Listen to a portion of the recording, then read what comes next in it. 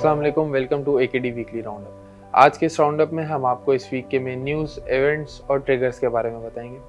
इस वीक में जो है मार्केट में मिक्स एक्टिविटी देखी गई, ना बहुत ज़्यादा बुलिश ना बेयरिश एक्टिविटी देखी गई। अगर हम पॉजिटिव एस्पेक्ट्स की बात करें तो हमने देखा कि चाइना से जो रोल ओवर के पैसे आने थे वो हमारे स्टेट बैंक में रिफ्लेक्ट हो गए हैं और जो हमारे फॉरेन रिजर्व्स हैं वो अराउंड $10.2 बिलियन पर स्टैंड करते हैं। इसके बाद टी बिल्स की ऑक्शन देखी गई, उसमें जो यील्ड्स थी वो फ्लैट रही, तो ये भी पॉजिटिवली हम देख सकते हैं। इसके बाद हमने देखा कि नेशनल असेंबली में जो है वो अमेंडेड फाइनेंस बिल प्रेजेंट किया गया, जिसमें काफ़ी टैक्सेस में जो है वो चेंजेस आए और कुछ नए टैक्सेस भी लगाए गए। वो नेशनल असेंबली से अप्रूव हो गया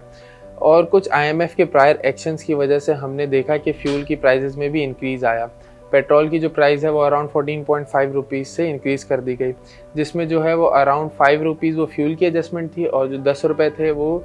टैक्स की कलेक्शन में इंक्रीज़ किए गए। इसके बाद हमने देखा कि इस वीक में इन्फ्लेशन का नंबर आया और जो काफ़ी हायर साइड पे आया। मार्केट एक्सपेक्ट कर रही थी कि इन्फ्लेशन का नंबर अराउंड 17 to 18% पे आएगा, लेकिन जो वो नंबर आया वो अराउंड 21.3% के करीब आया, जो काफ़ी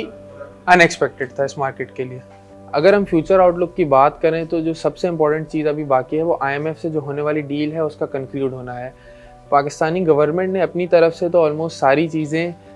जो IMF ने कही हुई थी वो फुलफ़िल कर दी हैं, लेकिन अभी भी ऐसा लग रहा है कोई चीज़ें बाकी हैं जिसकी वजह से डील कंक्लूड नहीं हो पा रही है। जिस तरीके से हमने देखा कि इन्फ्लेशन का नंबर काफ़ी हायर साइड पे आया है, तो इस जो नेक्स्ट वीक में जो मॉनेटरी पॉलिसी की मीटिंग है उसमें हम एक्सपेक्ट कर रहे हैं कि 100 to 150 बेसिस पॉइंट्स का इंक्रीज़ आ सकता है इंटरेस्ट रेट के अंदर। अस्सलाम वालेकुम एवरीवन। इंडेक्स की करंट वीक के अंदर एक लैक क्लस्टर एक्टिविटी रही, थोड़ी रेंज बाउंड एक्टिविटी भी देखने में आई और अभी इस करंट वीक के अंदर अगर हम वॉल्यूम्स की टर्म्स में बात कर लें तो वॉल्यूम्स भी जो है वो प्रीवियस वीक के मुकाबले में स्टिल जो है वो कम नज़र आए हैं। अगर हम बात कर लें प्रीवियस लोज की तो इंडेक्स ने जो प्रीवियस लो वीक के अंदर जो लो पोस्ट करा था 40,555 का, तो वो लो जो है वो काफ़ी ज़्यादा इंपॉर्टेंस का हामिल है in terms of Fibonacci retracement, because वहाँ पर जो है वो इंडेक्स की 38.20% फिबोनाची रिट्रेसमेंट लाई कर रही है, जो कि इंडेक्स के मोमेंटम को रीगेन करने के लिए बहुत ज़्यादा ज़रूरी है। अगर इंडेक्स अपनी रैली के अंदर, फ्रेश रैली के अंदर एंटर होना चाहता है तो उसके लिए इंडेक्स की इस लेवल के ऊपर सस्टेनेंस बहुत ज़्यादा ज़रूरी है। अगर हम बात कर लें ऑल्टरनेटिव सिनेरियो की तो 40,555 का लेवल अगर किसी भी सिनेरियो के अंदर ब्रेक होता है तो उससे डाउन साइड पर रिस्क ट्रिगर हो सकता है, जो कि इंडेक्स को 39,500 और 39,300 इनिशियली जो है वो लेकर जा सकता है। ऑनगोइंग वीक के अंदर हमें नज़र आता है कि इंडेक्स जो है वो शॉर्ट टर्म बेसिस के ऊपर 44,000 और 43,900 का लेवल जो है वो अचीव कर सकता है और इन बिटवीन जो है it will be followed by minor resistances which will be faced around 42,700 और 42,800 एरिया।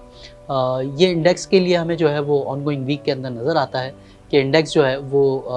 न्यूट्रल टू बुलिश जो है वो अपनी मोमेंटम को कंटिन्यू कर सकता है अगर इंडेक्स की सस्टेनेंस 40,555 के मार्क के ऊपर रहती है तो। सेक्टोरल पिक्स की अगर हम बात करें तो जिस तरह से हम अपनी पिछली वीडियोस के अंदर आपको बताते हुए आए हैं कि सीमेंट सेक्टर जो है वो इस वक्त काफ़ी ज़्यादा लाइमलाइट में भी आया हुआ है और ओवरसोल्ड रीजन से जो है वो एक राइज करना स्टार्ट करा है, तो अच्छा लग रहा था उन लेवल्स के पास और स्टिल जो है वो हमारी लाइकिंग्स के अंदर जो है वो सीमेंट सेक्टर मौजूद है। तो स्पेशली सीमेंट सेक्टर में अगर हम देखें तो DGKC और मेपल लीफ सीमेंट टॉपिक्स के अंदर जो है वो हमें समझ में आता है। सीमेंट सेक्टर के साथ साथ जो दूसरा सेक्टर हमें परफॉर्म करता हुआ नज़र आता है वो IT सेक्टर का और टेक्नोलॉजिकल सेक्टर का है, जिसके अंदर नेटसोल और एवेंसियन जो है वो काफ़ी ज़्यादा अट्रैक्टिव करंट लेवल्स के ऊपर नज़र आ रहे हैं और ऑनगोइंग वीक के अंदर नज़र आता है कि अच्छे एरियाज़ जो है वो अपसाइड पर टारगेट कर सकते हैं। ऑयल एंड गैस कंपनीज़ के अंदर PSO और SNGP इन एरियाज़ के पास एक्यूमुलेट करना काफ़ी ज़्यादा बेहतर नज़र आ रहे हैं। सिमिलरली अगर हम रिफाइनरी सेक्टर को देखें तो रिफाइनरी सेक्टर के अंदर PRL और NRL ऐसा नज़र आता है कि आने वाले वीक के अंदर अच्छी परफॉर्मेंस दे सकते हैं। For real time analysis queries kindly visit us at www.akdsl.com. Thank you very much.